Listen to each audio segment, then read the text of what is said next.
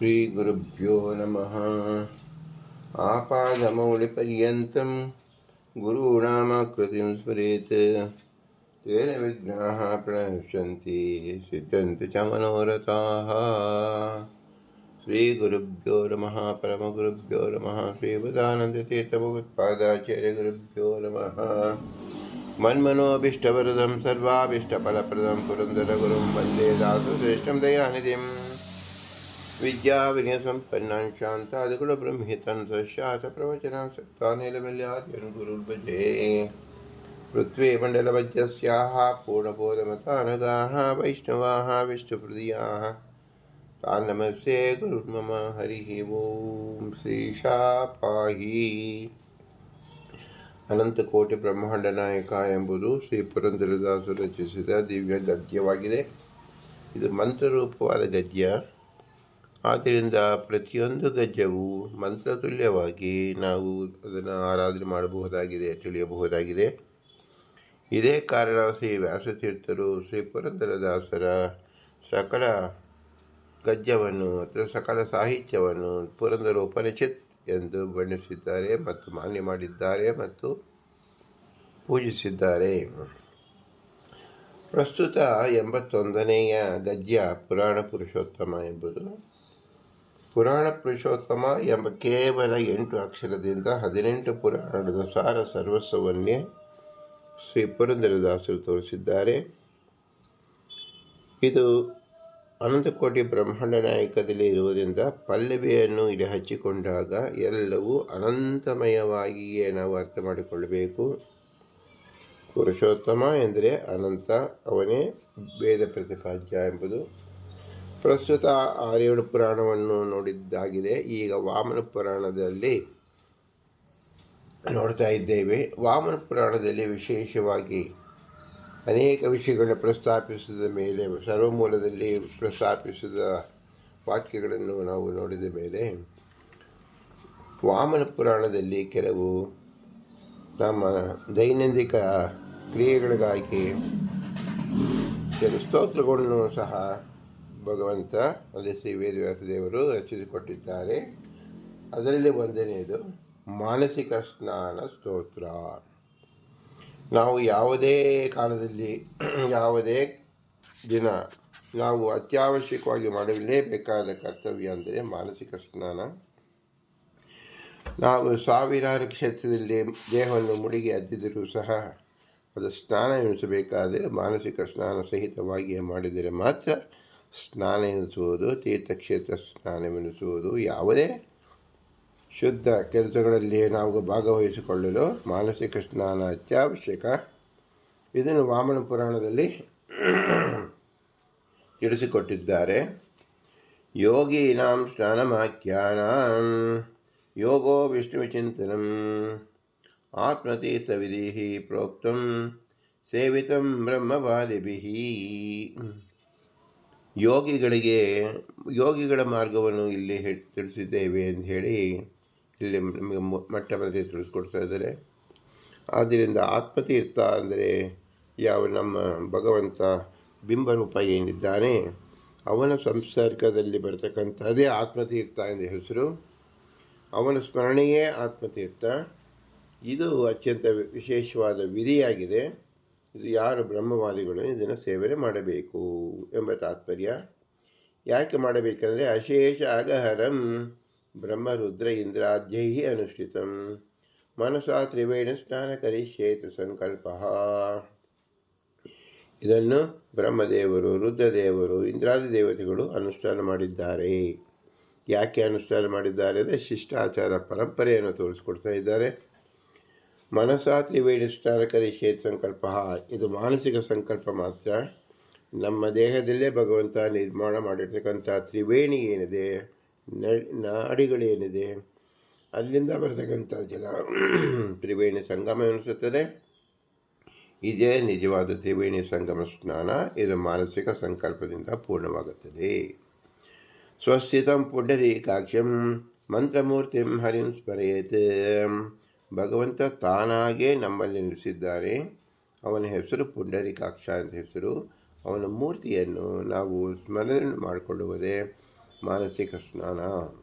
ಅನೇಕಾದಿತ್ಯ ಸಂಕಾಶಂ ವಾಸುದೇವಂ ಚತುರ್ಭುಜಂ ಶಂಖಚಕ್ರಧರಂ ದೇವಂ ಪೀತಾಂಬರಧರಂ ಹರಿಂ ಶ್ಯಾಮಂ ಪ್ರಶಾಂತಹೃದಯಂ ಪ್ರಸನ್ನವದನಂ ಶುಭಂ ದಿವ್ಯಚಂದ್ರಲಿಪ್ತಾಂಗಂ ಚಾರುಹಾಸಂ ಚ ವೇಷಣಂ ವನಮಾಲಾ ಪರಿವೃತಂ ನಾರದಾದಿಭಿರ್ಚಿತಂ ಸುವರ್ಣಕಂಕಣೈಯುಕ್ತಂ ಕಿಂಕಣೈಭಿः ವಿರಾಜಿತಂ ಕೇಯೂರಧಾರಣಂ ದೇವಂ ಸ್ವರನ್ಮಕರಕುಂಡಲಂ ಧ್ವಜವಜ್ರಾಂಕುಶಧರಂ ಪಾದಪದ್ಮಂ ಸುನಿರ್ಮಲಂ ತತ್ಪಾದಪದ್ಮಜಾ ಗಂಗಾ ಪತಂತಿ ಸ್ವಮೂರ್ಧನೆ ಚಿಂತೆಯತ್ತ ಬ್ರಹ್ಮರಂಧ್ರೇಣ ಪ್ರವಿಶಂತೆ ಸ್ವಕಾಂತನಃ.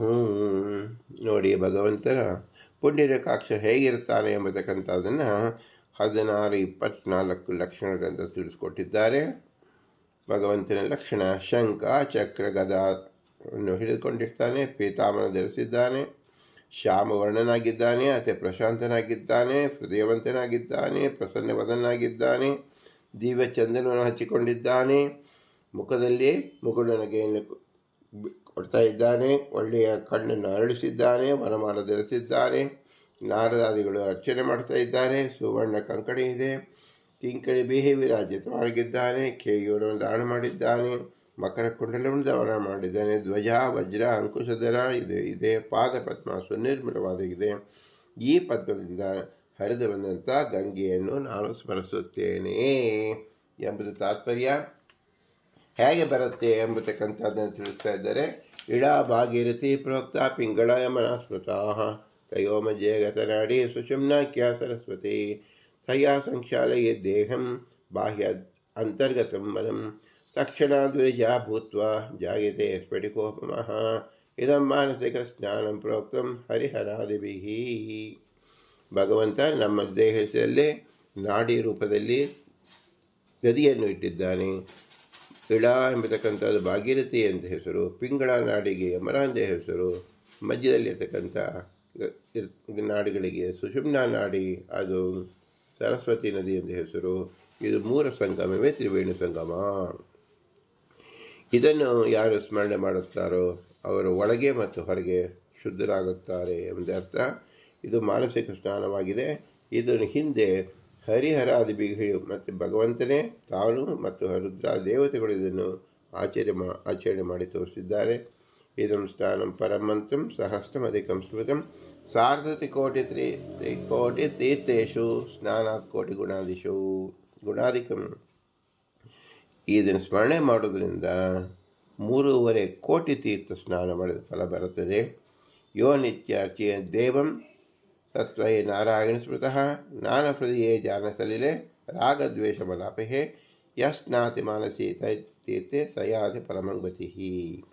ಯಾರು ಪ್ರತಿನಿತ್ಯ ಭಗವಂತ ನಮ್ಮಲ್ಲಿ ಇರ್ತಕ್ಕಂಥ ಭಗವಂತನನ್ನು ಆರಾಧನೆ ಮಾಡುತ್ತಾರೋ ಎಲ್ಲಿ ನೋಡಬೇಕು? ಜ್ಞಾನವೆಂಬ ಹೃದಯದಲ್ಲಿ ನೋಡಬೇಕು, ಜ್ಞಾನವೆಂಬ ನೀರಿನಲ್ಲಿ ನೋಡಬೇಕು, ರಾಗದ್ವೇಷವನ್ನು ಕಳೆದುಕೊಳ್ಳಬೇಕು. ಈ ನೀರಿನಿಂದ ಏನು ಕಳೆದುಕೊಳ್ಳಬಹುದು? ರಾಗದ್ವೇಷವನ್ನು ಕಳೆದುಕೊಳ್ಳಬಹುದು.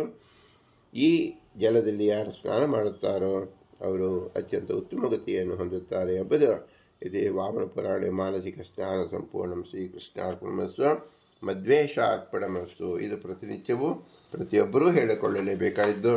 ಆದ್ದರಿಂದ ಸ್ನಾನ ಮೂಲೆ ಸರ್ವಕಾರ್ಯೇಶು, ಯಾವುದೇ ಉತ್ತಮ ಕೆಲಸ ಮಾಡುವ ಮುನ್ನ ಸ್ನಾನ ಅತ್ಯವಶ್ಯಕ. ದೇಹ ಶುದ್ಧಿಗೆ ಬಾಹ್ಯ ಸ್ನಾನ, ಅಂತಃಕರಣ ಶುದ್ಧಿಗೆ ಮಾನಸಿಕ ಸ್ನಾನ, ಇದು ನಿಯಮ. ಭಗವಂತನ ನಿಶ್ಚಯ ಗುರಿ ಇಟ್ಟವರು ಯೋಗಿಗಳು. ಇಂತಹ ಯೋಗಿಗಳಿಗೆ ಒಪ್ಪುವ ಯೋಗ ಸ್ನಾನವನ್ನೇ ಇಲ್ಲಿ ವಿವರಿಸಿದ್ದಾರೆ. ಸರ್ವತ್ರ ವ್ಯಾಪ್ತಿಯಾದ ಭಗವಂತನ ವಿಷ್ಣು ಎಂದು ಕರೆಯುತ್ತಾರೆ. ಯೋಗಿಗಳು ತಾವಿದ್ದಲೆಯೇ ಯಾವ ಅವಸ್ಥೆಯಲ್ಲಿದ್ದರೂ ಈ ವಿಷ್ಣುವಿನ ವಿಶೇಷವಾದ ಸ್ಮರಣೆ ಮಾಡುವುದೇ ಯೋಗ ಸ್ನಾನ ಎನಿಸುವುದು. ತಮ್ಮೊಳಗೆ ಇರುವ ಪವಿತ್ರ ತೀರ್ಥಗಳಿಂದ ಬ್ರಹ್ಮನ ನಿಶ್ಚಯವುಳ್ಳವರು ಸದಾ ಸೇವಿಸುತ್ತಾರೆ. ಸಕಲ ರೀತಿಯ ಅನಿಷ್ಟ ನಿವಾರಣೆಗೆ ಶ್ರೇಷ್ಠ ಮಾರ್ಗ ಎನಿಸಿದ್ದು ಬ್ರಹ್ಮದೇವರು, ರುದ್ರದೇವರು, ಇಂದ್ರದೇವರು ಮುಂತಾದ ಸಕಲ ದೇವತೆಗಳನ್ನು ಸದಾ ಅನುಷ್ಠಾನ ಮಾಡುತ್ತಿರುತ್ತಾರೆ. ತಮ್ಮ ಶುದ್ಧ ಮನಸ್ಸಿನಿಂದ ತ್ರಿವೇಣಿ ಸ್ನಾನ ಮಾಡುವರೆಂದು ನಿರ್ಧರಿಸುವುದೇ ಸಂಕಲ್ಪ ಎನಿಸುತ್ತದೆ. ನಮ್ಮೊಳಗೆ ಸಕಲ ಇಂದ್ರಿಯಗಳಿಗೆ ಆಧಾರವಾಗಿ ನಿಂತು ರಕ್ಷಿಸುತ್ತಿರುವ ಭಗವಂತನ ಆಕಾರವಾದ ಬಿಂಬರೂಪಿಯನ್ನು ಹರಿಯನ್ನು ಹೀಗೆ ಸ್ಮರಿಸಿಕೊಳ್ಳಬೇಕು. ಅನೇಕ ಸೂರ್ಯರು ಒಮ್ಮೆಲೆ ಬೆಳಗಿದ ಪ್ರಕಾಶ ಹೊಂದಿದ, ನಾವು ಕಾಣುತ್ತಿರುವ ಆಕಾಶ ಪೂರ್ತಿ ವ್ಯಾಪಿಸಿರುವ, ಎಲ್ಲೆಡೆ ತಾನು ವಾಸ ಮಾಡಿದಂಥ ಇತರನ್ನು ವ್ಯಾಪಿಸಿರುವ ಅವಕಾಶ ಕಲ್ಪಿಸಿರುವ, 4 ದಿಕ್ಕುಗಳು 4 ಭುಜವಾಗಿದ್ದು ಶಂಖ ಚಕ್ರ ಗದಾ ಪದ್ಮಧಾರಿಯಾಗಿರುವ, ವೇದ ಪ್ರತಿಪಾದ್ಯನಾದ ಸಕಲ ಕ್ರಿಯಾಶೀಲತೆಗಳಿಗೆ ಆಧಾರವೆನಿಸಿದ ಆಕಾಶಪೂರ್ತ ಪೀತವರ್ಣದ ಶುಭ್ರವಸ್ತ್ರ ಧರಿಸಿದ ಬಿಂಬಮೂರ್ತಿಯಾದ ಶ್ರೀಹರಿಮೂರ್ತಿಯು ನೀಲಮೇಘ ವರ್ಣನು, ಪ್ರಶಾಂತ ಹೃದಯನು, ಪ್ರಸನ್ನವದನು, ಮಂಗಳ ಸ್ವರೂಪನು, ದಿವ್ಯ ಚೆನ್ನಂತೆ ಗುಣಪೂರ್ಣನಾದವನು, ಸುಂದರ ನೋಟ ಹಾಗೂ ಕೃಪಾ ಕಟಾಕ್ಷ ಬೀರುವನು, ವನಮಾಲಧರನು, ನಾರದಾದಿಗಳಿಂದಲೂ ಪೂಜಿತನಾದವನು, ಸುವರ್ಣ ಆಭರಣಯುಕ್ತನು, ಕರ್ಣಾಭರಣನಾಗಿದ್ದು ಈ ಎಲ್ಲ ಆಭರಣ ರೂಪದ ತಾನಿಹನು. ವಿಜಯ ಪತಾಕೆ, ಕಿರೀಟ, ಕುಂಡಲ, ಅಂಕುಶಧರು ಇವರ ಪಾದ ಪದ್ಮ ನಿರ್ಮಲವಾದುದು, ತಾನೇ ನಿರ್ಮಲನು. ಇವನ ಪಾದಕಮಲದಿಂದ ಹೊರಬಂದ ಗಂಗಾ ನನ್ನ ಶಿರೋಭಾಗದ ಬ್ರಹ್ಮರಂಧ್ರಕ್ಕೆ ತಲುಪಿ ಇಡೀ ದೇಹವನ್ನು ಶುದ್ಧಿ ಮಾಡಿದೆ. ನನ್ನ ಶರೀರವೇ ಪಾವನವಾಯಿತು. ಇಳನಾಡಿನ ಭಾಗೀರಥಿ, ಪಿಂಗಳನಾಡಿ ಯಮುನಾ, ಸುಷುಮ್ನ ನಾಡಿ ಸರಸ್ವತಿ ತೀರ್ಥಗಳು ಹರಿದು ನನ್ನ ದೇಹವನ್ನು ಸ್ಫಟಿಕದಂತೆ ಶುದ್ಧೀಕರಿಸಿದೆ ಎಂದು ತಿಳಿಯಬೇಕು. ಇದು ಮಾನಸಿಕ ಸ್ನಾನ. ಹರಿಹರರು ಹೇಳಿದ್ದರು, ಈ ಸ್ನಾನ ಮಂತ್ರವು ಮಂಗಳಕರವಾದದ್ದು, 1000 ಪಟ್ಟು ಅಧಿಕತಮವಾದದ್ದು, 3.5 ಕೋಟಿಗೂ ಅಧಿಕ ಸ್ನಾನದ ಫಲ ದೊರೆಯುವುದು. ಹರಿಜ್ಞಾನಪೂರ್ವಕ ಚಿಂತಿಸಿ ಪವಿತ್ರ ಸ್ನಾನ ಮಾಡಿದವರಿಗೆ ಪರಮ ಉಚ್ಚಗತಿ ಒದಗುವುದು. ದೇಹದ ಮಾನಸಿಕ ದೋಷಗಳಿಂದ ಮುಕ್ತನಾಗುವನು. ಇದು ವಾಮನ ಪುರಾಣದಲ್ಲಿ ಹೇಳಿದ ಮಾನಸಿಕ ಸ್ನಾನ ಎಂದು ಹೇಳಿ ನಾವು ಸ್ನಾನ ಮಾಡಬೇಕು. ಇದನ್ನು ಕನ್ನಡದಲ್ಲಿ ನಾವು ಯಾವ ರೀತಿಯಲ್ಲಿ ಅನುಸಂಧಾನ ಮಾಡಿಕೊಳ್ಳಬೇಕೆಂದರೆ, ಹರಿಸ್ಮರಣೆ ತ್ರಿಕಾಲದಲ್ಲಿ ಮರೆಯದಲ್ಲಿ ಸ್ಮರಿಸುವುದು, ಯೋಗದಲ್ಲಿ ವಿಷ್ಣು ಚಿಂತನೆ, ಯಾಗದಲ್ಲಿ ಆತ್ಮ ಸಂಯೋಜನೆ ಸಾಗುವುದು, ಪಾಪ ಸಂಕೋಲನೆ ಆಗಿರುವುದು ಬ್ರಹ್ಮಾರ್ಪಣೆಯು. ಅನೇಕಾದಿತ್ಯ ಸಂಕಾಶಂ ವಾಸುದೇವಂ ಚತುರ್ಭುಜಂ ಶಂಖಚಕ್ರಧರಂ ದೇವಂ ಪೀತಾಂಬರಧರಂ ಹರಿಂ ಶ್ಯಾಮಂ ಪ್ರಶಾಂತಹೃದಯಂ ಪ್ರಸನ್ನವದನಂ ಶುಭಂ ದಿವ್ಯಚಲಿಪ್ತಾಂಗಂ ಚಾರುಹಾಸಂ ತವೇಷಣಂ ವನಮಾಲಾ ಪರಿವೃತಂ ನಾರದಾದಿವ್ಯರ್ಚಿತಂ ಸುವರ್ಣಕಂಕಣಯುಕ್ತಂ ಕಿಂಕಿಣಿಭಿಃ ವಿರಾಜಿತಂ ಕೇಯೂರಧಾರಣಂ ದೇವಂ ಸ್ಮರನ್ ಮಕರಕುಂಡಲಂ ಧ್ವಜವಂಕುಶಧರಂ ಪಾದಪದ್ಮಂ ಸ್ವನಿರ್ಮಲಂ. ನಿನ್ನ ಪಾದೋದಕ್ಕೆ ಎನ್ನ ಶಿರದಲ್ಲಿ ತ್ರಿನಾಡಿಯಲ್ಲಿ ಮಿಂಚು ತಿಹದು, ಜ್ಞಾನಾಮೃತದಲ್ಲಿ ಮಿಂದಿಹದು, ಮಾನಸ ತೀರ್ಥೆ ಪರಮಾಂಗತಿ ಎಂದು ನಾವು ಅನುಸಂಧಾನ ಮಾಡಿಕೊಳ್ಳಬೇಕು. ಇದು ಮಾನಸಿಕ ಸ್ನಾನ ಪೂಜಾ ಸವನ. ಆದಿಯಲ್ಲಿ ಚತುರ್ಭುಜನ ಜೇನಿಸು, ಶ್ವೇತದೀಪದಲ್ಲಿ ರಮೆಯರಸನು, ಆನಂದಮಯನು ಹರಿನಾರಾಯಣ, ಬಿಂದು ರೂಪ ಮನಸ್ಸು ಸ್ಮರಿಸುವುದು, ಚಂದ ಹೃದಯ ಮಂಟಪ ರೂಪಿಸುತ್ತ, ಚಂದ ಮಾರ್ಗದ ಪವನ ಬೆಳೆಸುತ್ತ, ಸಂದನಸಿಗೆ ಬೆಳಗ್ಗೆ ಪ್ರಾರ್ಥಿಸುವ, ಕುಂದಿಳಿದ ಮರೆ ನಿವೇದಿಸುತ್ತಲೇ. ಪೀತಾಂಬರಂ ಚ ಗರುಡ ಆಸನಂ ಗರುಡಶೇಷೇವ ಚ ರುದ್ರಸ್ಥ ಕಲಶಂ ದದ್ಯಾತ್ ಗೋಪೀಚಂದ್ರ ಮನ್ಮತಃ ಇಂದ್ರಸ್ಥ ಶಂಖಚಕ್ರಾದೀನ್ ಧಾರಣಾಯ ಜಗತ್ಪತೆ ದದತಃ ಸೂರ್ಯಚಂದ್ರೌತು ಅದಶ್ಯಂ ತು ರಮಾಪದೆ ಕಸ್ತೂರಿತಿಲಕಂ ದದ್ಯಾತ್ ಕಿರೀಟಂ ಮಾರುತಾತ್ಮಜಃ ಶ್ರೀದೇವ ವನಮಾಲಾಯಾಂ ವೈಜಯಂತ್ಯಂ ಸದಾಶಿವಃ ಪಾಲಿಕೆ ವೇದನಮುದ್ದಿಷ್ಟಾ ಕೌಸ್ತುಭಸ್ಮೃತಃ ಚೂಡಾರತ್ನಮರುದ್ದೇವಃ ಕುಂಡಲೇಶೇವ ಚ ಮಲಯ ವಾಯು ಅನೀಯಂ ಗಂಧ ವಿಷ್ಣು ಸಮರ್ಪಯೇತ್ ತನ್ನದಾ ಸುಧಾಮಾನದಾ ಪುಷ್ಪಮಾಲಿಕಾಂ ವೇದಾಭಿಮಾನೋ ದೇವಾಃ ಉಪವೀತ ಸದಾಯಿನಃ ಬ್ರಹ್ಮವೇದೋಕ್ತಕರ್ಮಾಣಿ ಕಾರ್ಯಚ ರಮಾಪತೇಃ ಅಪ್ರಾಕೃತ ಷಡ್ರಸಾನಂ ಬ್ರಾಹ್ಮೀ ಭಾರತಿಮರ್ಪಯೇತ್ ನಿವೇದಯನ್ ಮಹಾಲಕ್ಷ್ಮೀ ತಾಂಬೂಲಂ ಮುದುಕಂ ತಥಾ ವೈಶ್ವಾನರೋ ಧೂಪದೀಪೋ ಪುಷ್ಪಾಂಜಲಿ ಉಮಾಪತಿಃ ವಿಶ್ವೇಶ್ವರೋ ಗಣಪತಿಃ ಸ್ತೋತ್ರಾರಾಧನ ತತ್ಪರೋ ಛತ್ರಂ ಚ ಚಾಮರಂ ಗೀತಂ ವಜನಂ ವಾದ್ಯನರ್ತನೆ ಸನಕಾದ್ಯಶ್ಚ ದಿಕ್ಪಾಲೈಃ ಗಂಧರ್ವ ಋಷಿಚಾರಣೈಃ ಮುದದಿಂದ ಸ್ವೀಕಾರ ಬಿನಿಮಿಸಲು ಕದಲನು ಬಿಂಬರೂಪಿ ಎಂದೆಂದಿಗೂ ನಿಧಾನದಿ ಸರಿ ಹರಿಪೂಜಾ ವಿಧಾನವು ಸದಾ ಚಿಂತಿಸುತ್ತ ಅಡಿದಾವರಿಯಲೇ ಎಂಬುದು ಪಂಚರಾತ್ರದಲ್ಲಿ ಇರ್ತಕ್ಕಂಥ ಮಾನಸ ಸ್ತೋತ್ರ. ಈ ರೀತಿಯಲ್ಲಿ ನಾವು ಭಗವಂತನ ಅನುಸಂಧಾನ ಮಾಡಿದರೆ ಅಷ್ಟ ಐಶ್ವರ್ಯ ಭಗವಂತ ಲಕ್ಷ್ಮೀ ಸಹಿತವಾದ ಶ್ವೇತದೇವರ ಶಂಖಚಕ್ರ ಗದಾ ಪದ್ಮನಾಗಿ ನಡೆಸುವನು. ಆನಂದ ರೂಪೇ ದೇವಳ ತನ್ನ ಅಭಿನ್ನವಾದ ಆಭರಣ ವನಮಾನದ ಕಂಗೊಳಿಸುವ ಹರಿ ಎಂದೆನಿಸುವ ಮೂಲರೂಪಿ ನಾರಾಯಣನು ಮಾನಸೋಪಚಾರ ರೂಪ ಪೂಜಾವನ್ನು ನಡೆಸುವ ಉದ್ದೇಶದಿಂದ ಪ್ರಣವ ಶಬ್ದವನ್ನು ಉಚ್ಚರಿಸುತ್ತೇನೆ ಎಂದೇ ಓಂಕಾರೂಪನಾದ ಎನ್ನ ಹೃದಯ ಸಾಗರದಲ್ಲಿ ಅಧೋಮುಖನಾಗಿರುವ ಭಗವಂತನಿಗೆ ಹೃದಯ ಮಂಟಪದಲ್ಲಿ ದಿವ್ಯ ರತ್ನ ಸಿಂಹಾಸನವನ್ನು ಚಿಂತಿಸುವೆಯೇ. ಸುಷುಮ್ನ ನಾಡಿ ಮಾರ್ಗದಿಂದ ಬ್ರಹ್ಮರತ್ನ ಮೂಲಕ ಪುಟ್ಟ ವಾಮನ ರೂಪವನ್ನು ಸ್ವಾಗತಿಸುತ್ತೇನೆ. ಸ್ವಾಮಿ, ನಿನ್ನ ಸಾನ್ನಿಧ್ಯ ಇರಿಸು, ನನಗೆ ಸುಜ್ಞಾನ ಪಾಲಿಸು. ಸಕಲ ಲೋಕೇಶ, ಸರ್ವರಿಗೂ ಆಧಾರ, ಸರ್ವತ್ರ ವ್ಯಾಪ್ತ ಎನ್ನ ಸ್ವಾಮಿ, ಅನುಗ್ರಹಿಸು ಸ್ವಾಮಿ. ಎನ್ನ ಪೂಜೆಗೆ ಸ್ವೀಕರಿಸು ಸ್ವಾಮಿ. ನೀನಾಗಿಯೇ ನನ್ನಲ್ಲಿ ನಿಂತು ಪೂಜೆ ಮಾಡಿಸಿಕೊ ಸ್ವಾಮಿ. ಈ ಪೂಜೆಯಿಂದ ತೃಪ್ತನಾಗಿ ನನ್ನ ರಕ್ಷಿಸು ಪ್ರಭು. ನಿನ್ನ ಪೂಜೆಗೆ ಒದಗಿದ ದ್ರವ್ಯ ಹೇಗಿದೆ: ಪೀತಾಂಬರ, ಗರುಡದೇವರು, ಆಸನ, ಶೇಷದೇವರು, ಕಳಶ, ರುದ್ರದೇವರು, ಗೋಪೀಚಂದ್ರ, ಮನ್ಮಥ, ಶಂಖಚಕ್ರಾದಿಗಳು, ಇಂದ್ರದೇವರು, ಗದಾ ಪದ್ಮ, ಸೂರ್ಯಚಂದ್ರ, ತಿಲಕ, ಕಿರೀಟ, ವಾಯುದೇವರು, ವನಮಾಲ, ಶ್ರೀದೇವಿಯರು, ವೈಜಯಂತಿ, ಸದಾಶಿವದೇವರು, ಪಾದಕ, ಗರುಡದೇವರು, ಕೌಸ್ತುಭಹಾರ, ಬ್ರಹ್ಮದೇವರು, ಚೂಡಾರತ್ನ, ಕುಂಡಲ, ಮರುದೇವರು, ಗಂಧ ವಾಯುದೇವರು, ಪುಷ್ಪಮನ, ನಿಜಾದ ದೇವತೆಗಳು, ಉಪವೇತ ವೇದಾಭಿಮಾನಿ, ವೇದೋಕ್ತ ಕರ್ಮ ಬ್ರಹ್ಮ, ಕಾರ್ಯ ನಡೆಸಿದವರು ಶ್ರೀಲಕ್ಷ್ಮಿ, ಅಪ್ರಾಕೃತನ್ನು ತಯಾರಿಸುವ ಸರಸ್ವತಿ ಭಾರತೀ ದೇವಿಯರು, ನಿವೇದನೆ ಮಾಡುವ ಲಕ್ಷ್ಮೀ ದೇವಿಯರು, ತಾಂಬೂಲ ಉದಕ ಲಕ್ಷ್ಮೀ ದೇವಿಯರು, ಧೂಪದೀಪ ವೈಶ್ವಾನರ, ಬಿಡಿ ಹೂಗಳು ಉಮಾಪತಿ, ಸ್ತೋತ್ರ ವಿಶ್ವೇಕ್ಷಣ ಮತ್ತು ಗಣಪತಿ, ಛತ್ರ ಚಾಮರ ಸನಕಾದಿಗಳು, ನೃತ್ಯ ಗೀತ ವಾದ್ಯ ನರ್ತರ ದಿಕ್ಪಾಲಕರು, ಗಂಧರ್ವರು, ಋಷಿಪರು, ಮಹಾವಿಶ್ವಾಸದಿಂದ ಸದಾ ಪೂಜಿಸುವ ದೇವತೆಗಳು ಸಾಲಿಗ್ರಾಮದಲ್ಲಿ ಹಾಗೂ ಸ್ವಯಂ ವ್ಯಕ್ತ ಕ್ಷೇತ್ರಗಳಲ್ಲಿ ಸದಾ ಪೂಜಿಸುತ್ತಾರೆ. ನನ್ನ ಬಿಂಬಮೂರ್ತಿಯಾದ ಭಗವಂತನೇ, ನೀನು ಎಲ್ಲ ಕಡೆ ನಿಂತ ಪೂಜೆ ಸ್ವೀಕರಿಸಿರುವೆ. ಅಲ್ಪಾಯು ಅಲ್ಪಕಾಲ ನಿಮಿತ್ತ ತುಳಸಿ ದಳ ಹಾಗೂ ಗಂಗಾಜಲವನ್ನು ವಿಷ್ಣುವಿಗೆ ಸಮರ್ಪಿಸುತ್ತೇನೆ.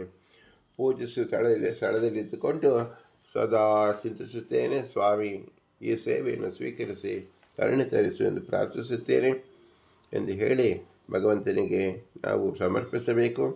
ಅಷ್ಟೈಶ್ವರ ಸಮಾಯುಕ್ತಂ ರಮಯಾ ಸಹಿತ ಪ್ರಭುಂ ಶ್ವೇತಾಶ್ವಂ ಕರೆ ಪದ್ಮಂ ಕದಿನಂ ಶಂಖಚಕ್ರಿಣಂ ಶುದ್ಧ ಸ್ಫಟಿಕ ಸಂಕಾಶಂ ಸರ್ವಾಭರಣಭೂಷಿತಂ ವನಮಾಲಧರಂ ದೇವಂ ಜಾಯನ್ನಾರಾಯಣ ಹರಿಂ ಮಾನಸೇ ಉಪಚಾರಸ್ಯ ಪೂಜಾ ಸಮ್ಯಕ್ ಸಮಾಚರೇತ್ ಬಹಿಯಾಗ ಪ್ರಸಿದ್ಧರ್ಥಂ ಉಚ್ಚರಂ ಪ್ರಣವಂ ತಥಾ ಓಂಕಾರೇಣ ಸ್ಫಟೀಕೃತ್ಯ ಹೃದಂ ಭಜ ಅಧೋಮುಖಂ ತಸ್ಮಿನ್ ರತ್ನಾಸನಂ ದಿವ್ಯಂ ಜಾಗೇತ್